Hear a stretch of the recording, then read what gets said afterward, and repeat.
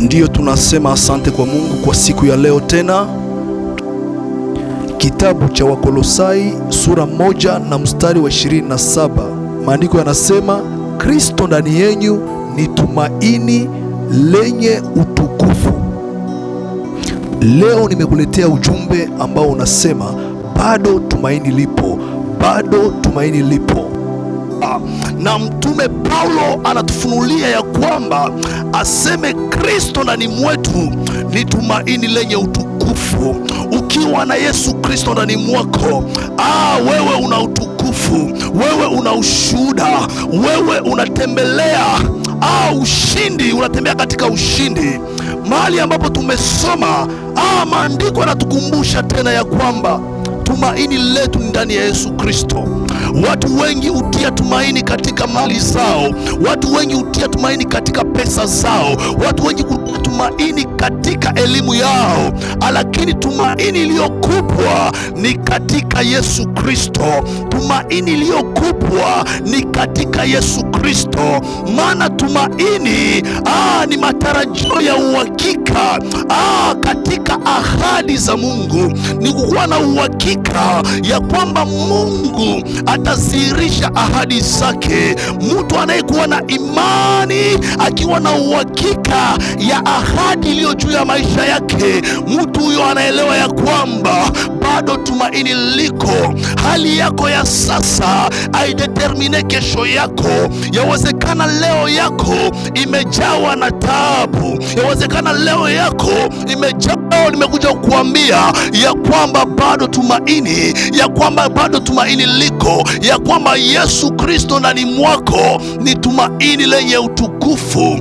Kwa nini tumaini lipo? Tumaini lipo si kwa sababu mazingira ni mazuri. Tumaini lipo si kwamba matatizo yameisha. Tumaini lipo si kwamba watu wanakupenda, lakini tumaini lipo kwa sababu Yesu Kristo yumo ndani mwako. Tumaini lipo kwa sababu unambeba Mungu mzima, maana Yesu Kristo ndani mwetu ni Roho Mtakatifu mwenyewe, aliye shina ya nguvu kwetu, aliye shina ya ushindi wetu, aliye shina ya uongozi wetu.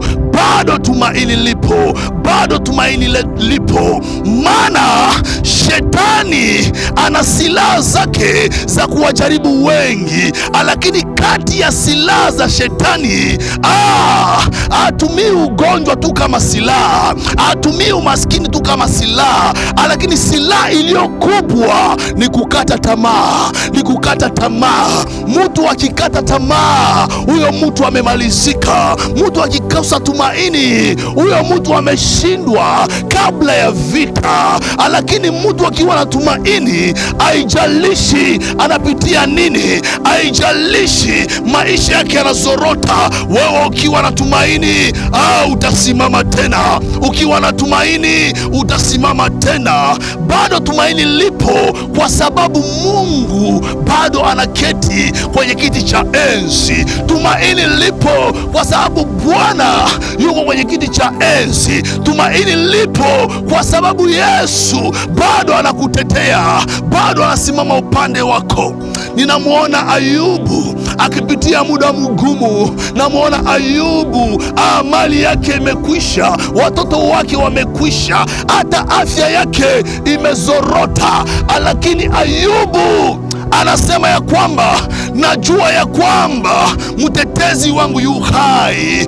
Mtu anayekuwa na tumaini ni mtu ambaye anamtizama mtetezi wake, ni mtu ambaye anajua ya kwamba hata kama leo mambo hayajaendeka, mtetezi wangu yu hai. Kwa mwisho Yesu wangu atajitukuza, maana Yesu Kristo ni tumaini lenye utukufu, maana Yesu Kristo ni tumaini linalotupatia ushindi. Watu wengi wanapenda kujitetea, na ndio maana wanashindwa. Unapojitetea unaenda kimwili, lakini mtu wa tumaini ajitetei. Usemi wa Yesu Kristo ndio unamtetea, mtetezi wake anakuwa ako hai. Bado tumaini lipo. Nimekuja kumtangazia mtu mmoja leo ya kwamba bado tumaini lipo. Haijalishi dunia inasema nini kwa ajili yako, tangaza kwamba bado tumaini lipo.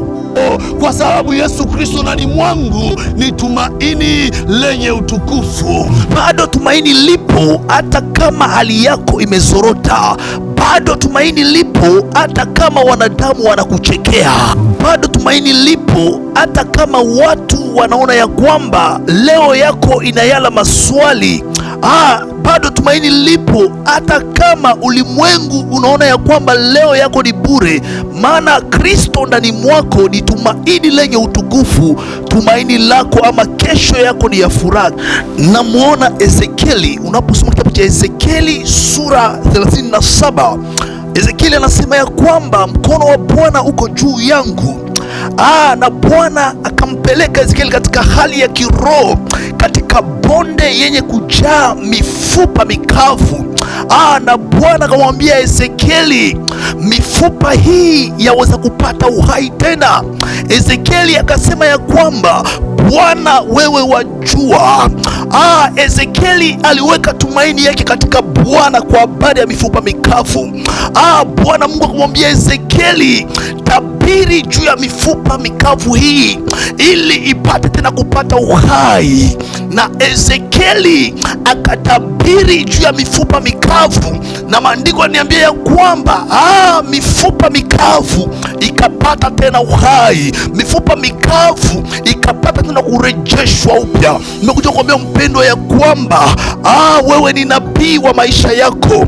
Una uwezo wa kutabiria situasio yako, una uwezo wa kutangaza mema kwa ajili ya maisha yako, lakini watu wengi kwa ulimwengu wa leo wanatangaza mapoza, wanatangaza madhaifu kwa ajili ya maisha yao. Wengine wanasema ya kwamba seme mimi ndio nikiashindikiza wengine kudunia. Mifupa ile mikavu Ezekieli alipotabiri ikakusanyika, ikaumbika tena, ikawa jeshi kubwa, ikawa jeshi kubwa. Bado tumaini lipo, haijalishi ulimwengu unakukataa. Bado tumaini lipo, haijalishi ulimwengu unakutenga, haijalishi wanadamu wanakuweka kando.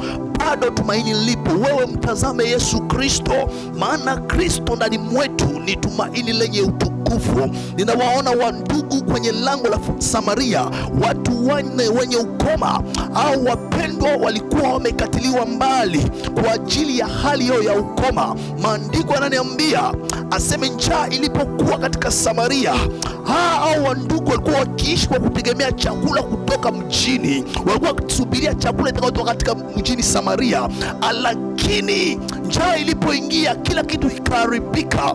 Na maandiko yananiambia ya kwamba aseme nabii Elisha akasimama ili kupata kutangaza neno la ushindi kwa ajili ya Samaria. Nabii Elisha akasema ya kwamba kesho panapo saa kama na hii, kipimo cha unga mzuri kitanunulika kwenye lango la Samaria. Na maandiko yanasema ya kwamba aseme akida wa mfalme alikuwa pale, akakashfu na kuchekelea ya kwamba aseme hata Mungu akifungua madirisha ya mbinguni jambo hili aliwezi likatokea.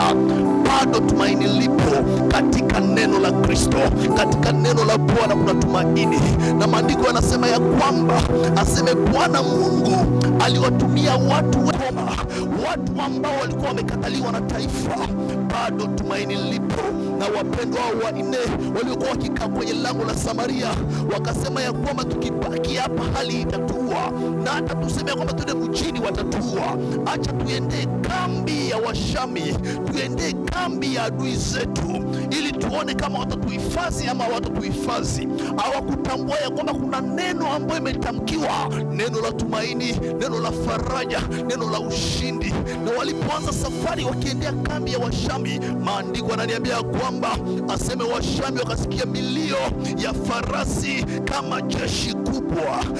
Tumaini katika Kristo ndio inaweza kumfanya mtu mwenye ukoma kuwa jeshi kubwa, mtu mwenye ukoma kuwa jeshi kubwa. Na walipoenda huko, maandiko yanasema ya kwamba ikawa habari njema katika Samaria. Ni katika tumaini katika Kristo, ndipo wadhaifu wanafanyika kuwa wenye nguvu, ndipo wagonjwa hupata uponyaji. Ni katika tu tumaini katika Yesu Kristo. Nimekuja kuambia mpendwa, katika Kristo bado tumaini ipo, bado tumaini ipo. Kwa ile hali ambayo umeona kama ni ngumu, bado tumaini iko. Yesu Kristo anaweza.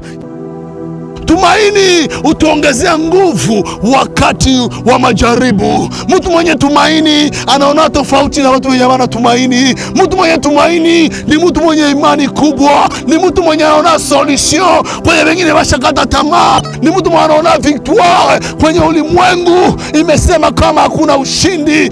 Tumaini inatuongezea nguvu. Tumaini inatuweka karibu na Bwana. Tumaini inatufanya tumngojee Bwana. Zaburi 130 inatuambia ya kwamba aseme nafsi yangu inamngojea Bwana. Mtu mwenye tumaini anangoja muda wa Bwana. Mtu mwenye tumaini hakuwaki presse, hakuwaki mkompetition na mtu. Yeye anasemaka nangojea muda wa Bwana, nangojea muda wa Bwana, maana Yesu Kristo ni tumaini lenye utukufu. Yesu Kristo ndani mwangu ni tumaini lenye utukufu. Tumaini inatuonesha utukufu wa Bwana na kabla hujatokea. Tumaini inatuonesha victoire wakati haijatokea. Shadrach, Meshach na Abednego waliona ushindi hata kabla hawajatupwa katika ile tanuru ya moto, maana walisema Mungu tunayemtumikia atatuokoa. Mungu tunayemtumikia atatuokoa na mkono wako Nebukadneza. Tumaini yao ilimuita mtu wa nne katika tanuru ile ya moto na ushuhuda ukaonekana. Bado tumaini lipo mpendwa, bado tumaini lipo mpendwa. Kuna madhara mtu anapokosa tumaini. Ukikosa tumaini utashindwa, ukikosa tumaini utashindwa. Na waona wana wa Israeli walipoona majitu Kanani, walisahau ahadi za Bwana. Ni pale katika Hesabu 13 na mstari 33 aseme tukaonekana kama mapanzi. Unapoona shida yako njoo inakuwa mkubwa kuliko Mungu uliyemwamini, pale utashindwa. Hawakuweza kuingia Kanani kwa sababu walisahau ahadi za Mungu, kwa sababu walikosa tumaini katika Mungu aliyewapea ahadi. Kukosa tumaini. Petro aliweza kutembea juu ya maji, aliweza kufanya hatua kwa sababu alimtizama Yesu Kristo. Petro aliporuhusu kutizama mawimbi ya bahari, Petro akaanza kuzama. Unapotia focus yako katika probleme zako, unashindwa kutia focus yako ndani ya Yesu Kristo aliyetumaini ya utukufu, utazama na utashindwa. Lakini wewe mtizame Yesu Kristo katika shida yako, mtizame Yesu Kristo katika matatizo yako. Yesu atakupatia ushuhuda. Unapokosa tumaini unakaribisha hofu, na hofu itakufanya wewe uzame. Nimekuja kukwambia mpendwa ya kwamba Kristo ndani yetu ni tumaini lenye utukufu. Kukosa tumaini inazomfanya mtu amwache Mungu. Yuda Iskariote aliona dhambi zake. Yuda Iskariote aliona dhambi zake akashindwa ama akakosa tumaini la msamaha. Na watu wengi leo wanafikiri ya kwamba wametenda dhambi sana mpaka wanashindwa kutambua ya kwamba damu ya Yesu Kristo iko pale kwa ajili ya kusafisha na kukupea tena tumaini jipya na kufanya tena kiumbe kipya. Nimekuja kuambia mpendo ya kwamba tumaini ipo. Yesu Kristo ni tumaini lenye utukufu. Yesu Kristo ni tumaini la kusimama tena. Yawezekana umeanguka. Yesu Kristo, tumaini letu ni Kristo mwenyewe. Maandiko yananiambia katika Agano la Kale dunia ama ulimwengu ulisubiria Masihi aje. Katika Agano Jipya Masihi amekuja, naye ni Yesu Kristo ambaye ni tumaini letu lenye utukufu, ambaye ni Alfa na Omega, mwanzo tena mwisho. Labda madaktari walisema ya kwamba ugonjwa wako hautawezekana. Yesu Kristo ni tumaini lenye utukufu. Labda ndoa yako imevunjika. Leo nimekuja kukuambia kuambia kwamba Yesu Kristo ni tumaini lako lenye utukufu. Labda kazi yako imezorota, leo nimekuja kuambia kwamba bado tumaini lipo, bado tumaini lipo.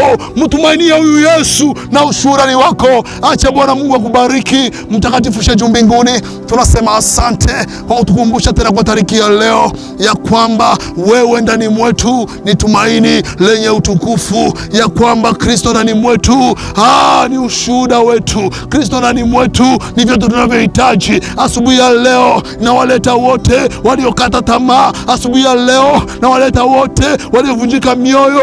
Bwana, wewe ni tumaini lenye utukufu. Wapee tena tumaini jipya, wapee tena nuru yako Mfalme, watie tena moyo. In Jesus' name we pray. God bless you. I love you. Amen.